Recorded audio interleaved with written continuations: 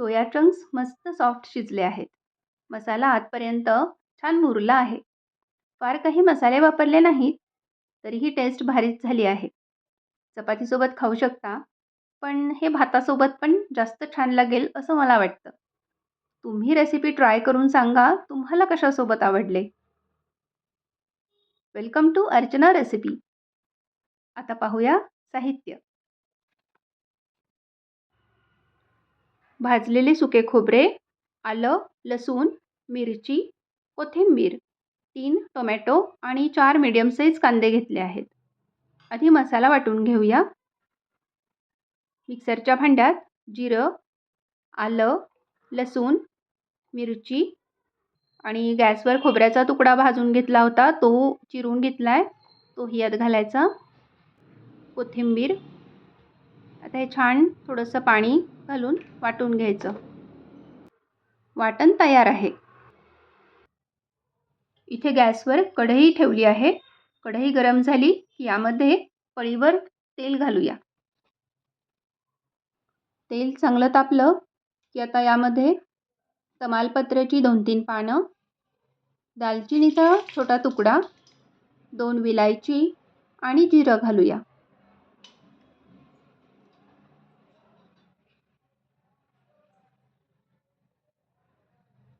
दालचिनी आणि विलायचीनी फ्लेवर खूप छान येतो. आता यामध्ये बारीक चिरलेला कांदा घालूया.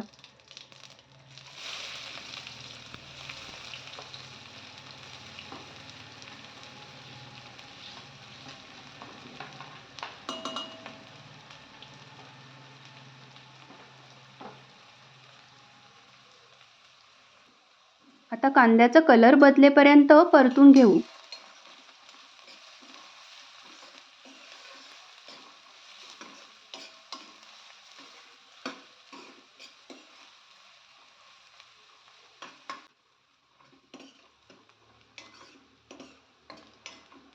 आता एकसारखं हलवत कांदा ब्राऊन असा छान परतून घेतला आहे. आता यामध्ये सुके मसाले घालूया. हळद 1 चमचा, तिखट 1 चमचा,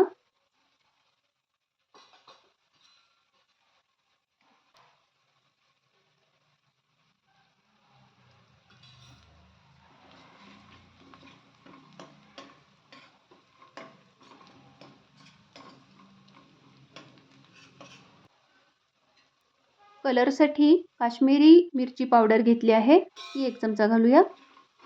तुम्ही तिखट तुमच्या आवडीप्रमाणे कमी जास्त करू शकता.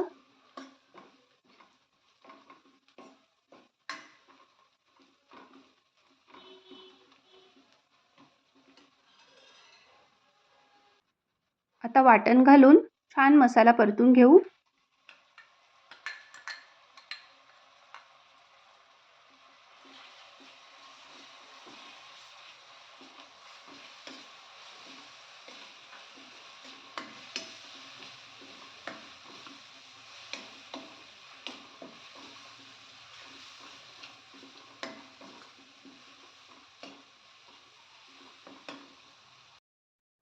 आता मसाल्याला तेल सुटलं की बारीक चिरलेला टोमॅटो घालून पुन्हा एकदा सर्व व्यवस्थित तेल सुटेपर्यंत परतून घेऊ.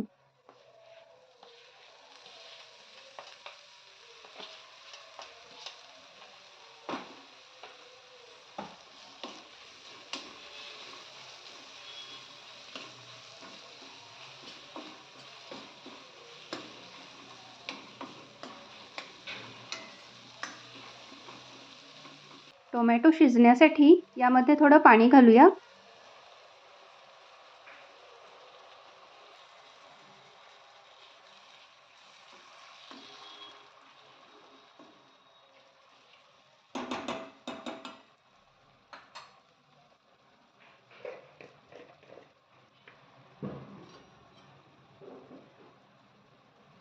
आता सुके मसाले घालूया.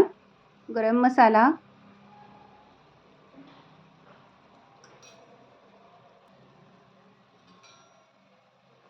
धणे जिरे पावडर आणि मीठ चवीनुसार.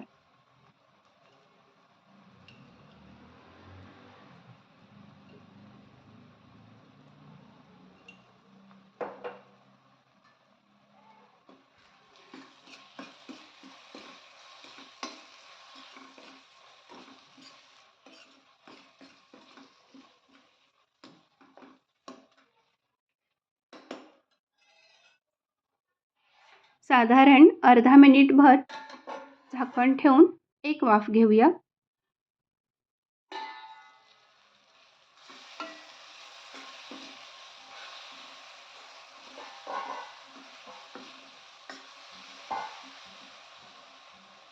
मसाला छान परतून झाला आहे. आता यामध्ये सोया चंक्स घालूया. हे 2 वाटी सोया चंक्स मी साधारण 5 वाटी गरम पाण्यामध्ये थोडंसं मीठ घालून उकळून घेतले होते आणि गार झाल्यावर ते थंड पाण्यात 2 वेळा स्वच्छ धुवून हलके पिळून घेतले आणि मग ते भाजीसाठी वापरले.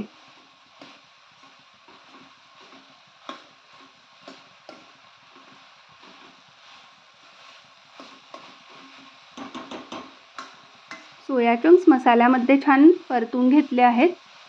आता साधारण 1 वाटीभर पाणी घालायचं आणि झाकण ठेवून एक वाफ घेऊया.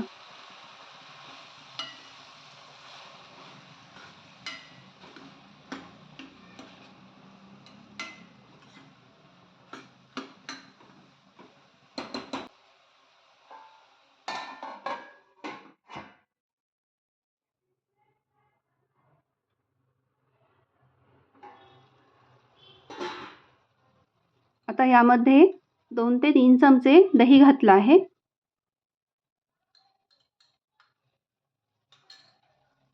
दही मिक्स करून पुन्हा अर्धा मिनिट झाकूया.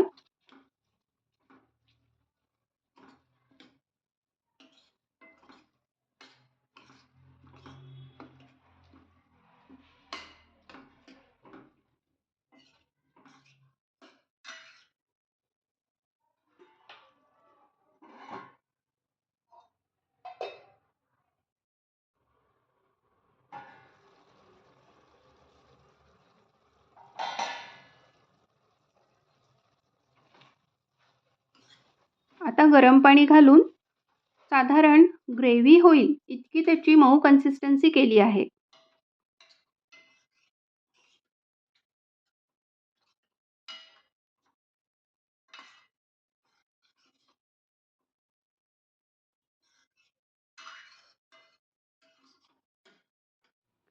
इथे 1 चमचा कॉर्नफ्लॉवर आणि 1 चमचा भाजलेलं बेसनची स्लरी करून घेतली आहे. ही यामध्ये घातली की आणि ग्रेव्ही दाटसर होते.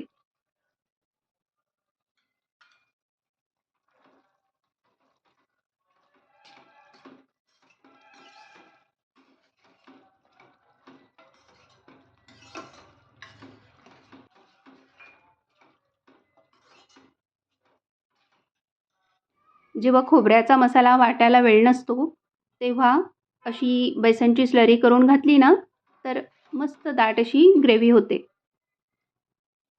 आता माझ्याकडे बेसन आधीच भाजलेलं होतं त्यामुळे मी डायरेक्ट स्लरी केली, पण तुम्ही हे फोडणीतसुद्धा बेसन भाजू शकता कांद्यासोबत, मसाल्यासोबत. झाकण ठेवून एक वाफ घेतली. आता हे रेडी आहे. मस्त वरून बारीक चिरलेली कोथिंबीर घालायची. मस्त टेस्टी सोया चंक्स मसाला रेडी आहे. हे तुम्ही चपाती, राईस कशाही सोबत खाऊ शकता. नुसतंही बारीक कांदा चिरून घालून खाऊ शकता.